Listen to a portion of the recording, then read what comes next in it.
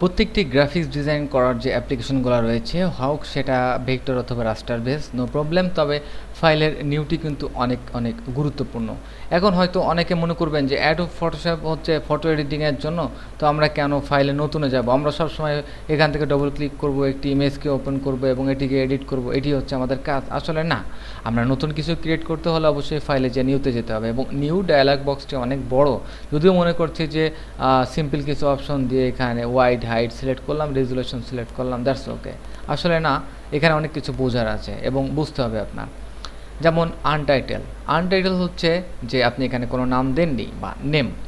তো নেমের আনটাইটেলটি অনেক মজার একটি কাহিনী আপনাকে শোনাতে পারি, যেটি আজ থেকে অনেক বছর আগে, যখন 2001 সালে, তখন অ্যাডোব ফটোশপ 5 দিয়ে আমার ফ্রেন্ড প্রশ্ন করছে, দোস্ত যখনই ফাইলে নিউতে যাই ওকে প্রেস করার সাথে সাথেই দেখি যে এটা আনটাইটেল লেখা আছে এবং সব ডকুমেন্ট কি আনটাইটেল।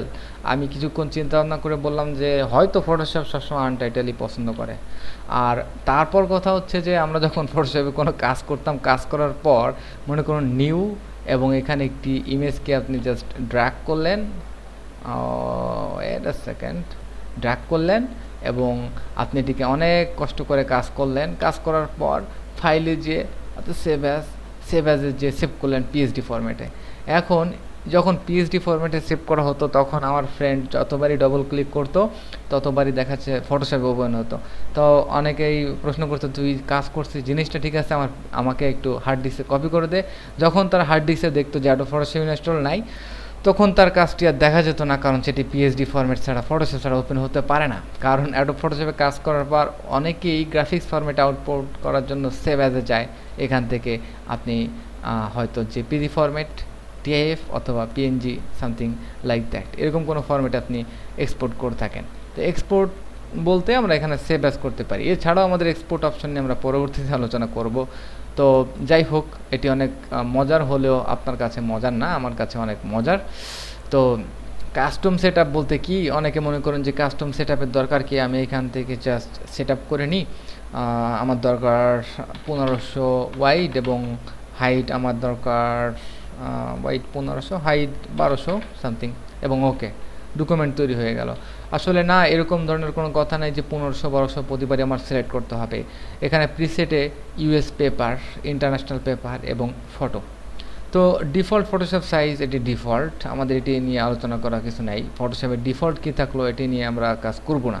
ইউএস পেপারে যখন ক্লিক করবেন তখন দেখতে পাচ্ছেন এখানে লেটার, আর যখন আপনি ইন্টারন্যাশনাল যাচ্ছেন তখন আসছে A4।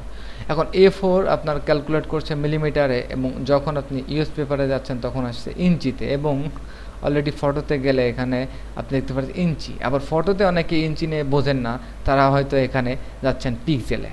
তো পিক্সেলের ক্ষেত্রে কি, আপনি ক্যামেরাতে যখনই একটি ক্যামেরা ব্যবহার করেন বলেন যে আমার ক্যামেরা 8 মেগাপিক্সেল, আমার ক্যামেরা 12 মেগাপিক্সেল, আসলে পিক্সেলটা কি? পিক্সেলটা হচ্ছে একটি ডট, পিক্সেলটা হচ্ছে একটি রাস্টারের ক্যালকুলেশন করার জন্য পার ইঞ্চিতে কত পিক্সেল ইনভলভ রয়েছে আর কি। তো ডাইমেনশন বলতে পারি ওয়াইড এবং হাইট, যে কত পিক্সেল, 900 পিক্সেল, 900 এবং 600টি ফোটার সমন্বয়ে একটি ইমেজ তৈরি হবে এবং সেটি রেজুলেশন বা ডিপিআই ডট পার ইঞ্চি, 1 ইঞ্চিতে 300টা করে ফোটা থাকবে।